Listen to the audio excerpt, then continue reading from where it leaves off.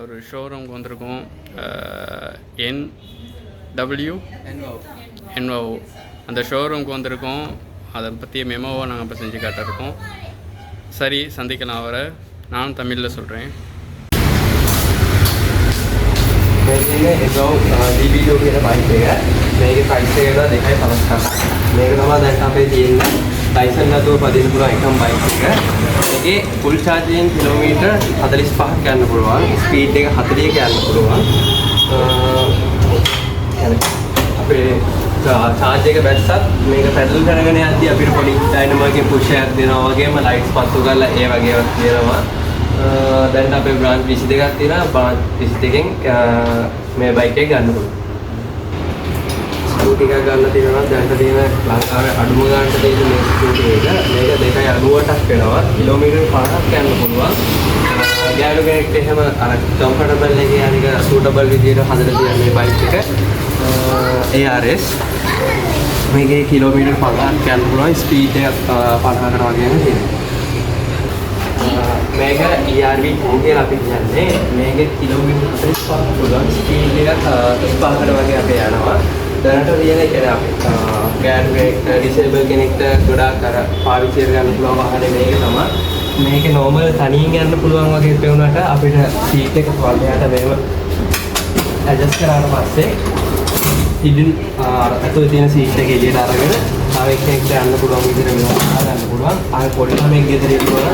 ඒ පොඩි ළමයාට යන්න මෙතන මේ සීට් එකක් වගේම ඩිජිටල් මීටර එකක් මේක තියෙන්නේ. කියන්නේ අතපය කියන අමාරු කෙනෙක්ට උනත් කන්ට්‍රෝල් කරන්න මේ ස්විචස් ඔක්කොම තියෙන අතේමයි. හෑන්ඩ් බ්‍රේක් එකක් වගේම ෆුට් බ්‍රේක් එකකුත් මේකේ තියෙනවා. මේක 4.48ක් වෙනවා.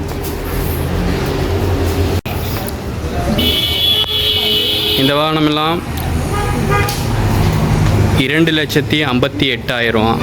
அதாவது 2 வீல், சின்ன ஒரு மினி ஸ்கூட்டின்னு சொல்லலாம். பாருங்கள்,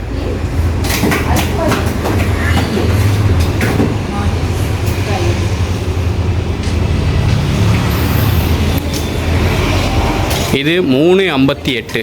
இந்த ஸ்கூட்டிஸ் வந்து 3.58. இதுவும் ரொம்ப ஈஸி தான். ஓட்டுறது எல்லாமே ரொம்ப ஈஸியாக இருக்குது. அதை விட இன்னொன்று சொல்லி ஆகணும்,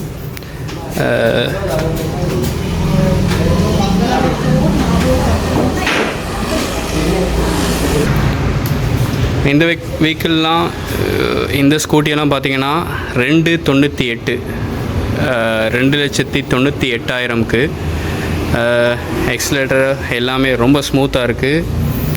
ரொம்ப பாய்க்கும் ரொம்ப ஈஸியாக இருக்குது. ரொம்ப கம்ஃபர்டபுள். சின்ன பிள்ளைகளுக்கு வேணாலும் எடுத்துகிட்டு போகலாம். ஆனால் ஒன்று புரிஞ்சுக்கணும், அந்த ஸ்கூட்டியெல்லாம் லைசன்ஸ் இல்லாமல் ஓட்டக்கூடியது. வயசு போனவங்க, லேடிஸ் எல்லாம் பாவிக்கலாம். ஆனால் அது மட்டும்தான் இருக்குது. இது அவ்வளோத்துக்கும் தேவை லைசன்ஸ்.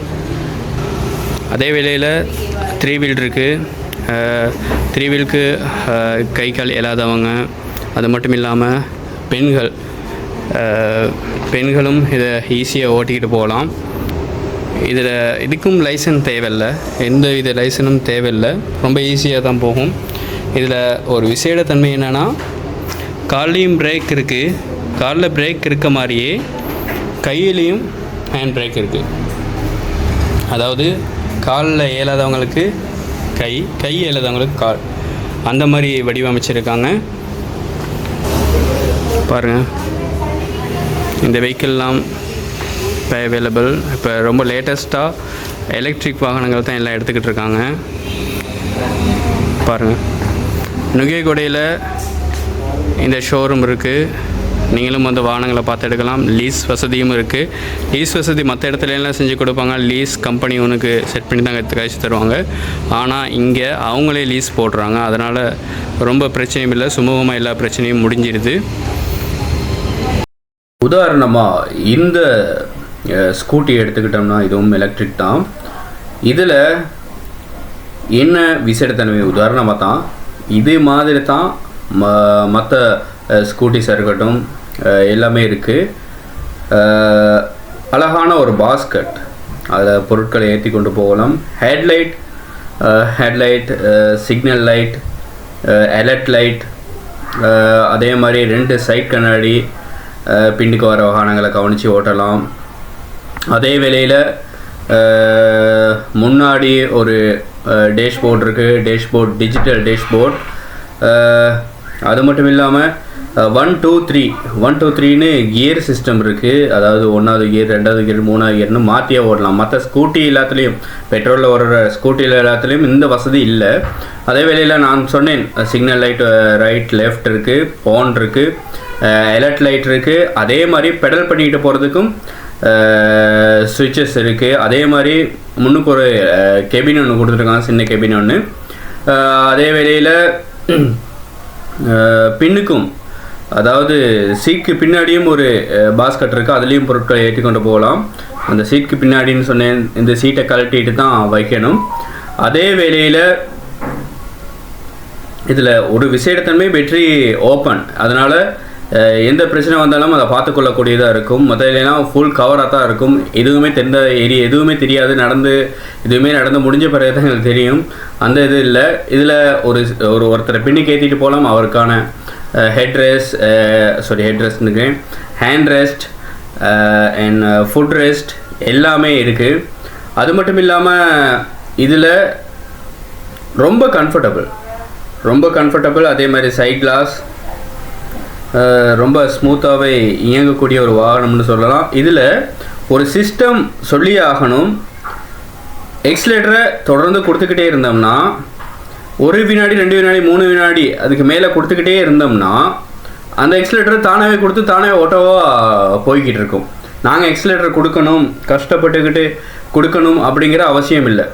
தானாகவே எக்ஸிலேட்டர் ஆகிரும். ஸ்பீட் எவ்வளோ போகுதோ அதை காட்டும். உதாரணமாக இது லோ லைசன் வாகனம் அப்படின்னாலும் 50 கிலோமீட்டர் ஸ்பீடில் போகலாம். இருந்தாலும் இதில் கொடுத்துருக்காங்க 40 ஸ்பீட் அப்படி தான் கொடுத்துருக்காங்க. சிக்னல் லைட்லாம் நல்லாவே ஒர்க் பண்ணுது. அதே வேளையில் ஹெட்லைட்டும் நல்லா ஒர்க் பண்ணுது. கீயை ஒரு தடவை டர்ன் ஆஃப் பண்ண எலாம் லைட்டும் கூட இருக்குது, எலாம் சிஸ்டமும் கூட இருக்குது. நாங்கள் எங்கேயாவது தூர நிப்பாட்டி வச்சுட்டு போயிருக்கப்போ யாரும் தொட்டாலே எல்லாம் அடிக்கும், அதாவது கத்தும் பைக். அது மூலமாக நாங்களும் தெரிஞ்சுக்கொள்ள, அவங்களும் பயந்துருவாங்க. அதே மாதிரி இந்த பைக்கில் லொக் இருக்கிறது மூலமாக நாங்கள் சேஃப்டியாக நிறுத்தி வச்சுட்டு போகலாம். ஃபுட் ரெஸ்ட், 2 ஃபுட் ரெஸ்ட், பெடல்லையும் ஃபுட் ரெஸ்ட்டாக பயன்படுத்திக்கலாம். மற்ற ஃபுட் ரெஸ்ட்டும் இருக்குது. மற்றபடி பெடல் தேவையில்லாட்டி அதை கழட்டி வச்சுட்டு கூட பயணிக்கலாம். எங்களுக்கு பெடல் தேவை அப்படிங்கன்னா பெடலை போட்டுக்கிட்டே ஓடலாம். இந்த இடம்தான் அமைஞ்சிருக்க, நுகேகொடையில் அமைஞ்சிருக்க என்வோவ் அந்த இடம். தொடர்ந்து என்ன சப்ஸ்கிரைப் பண்ணி வச்சுக்கோங்க. லைக் பண்ணவங்க லைக் பண்ணிட்டு போங்க. கமெண்ட் வடிவத்தில் உங்களோட கருத்துக்களை பதிவு செய்யலாம்.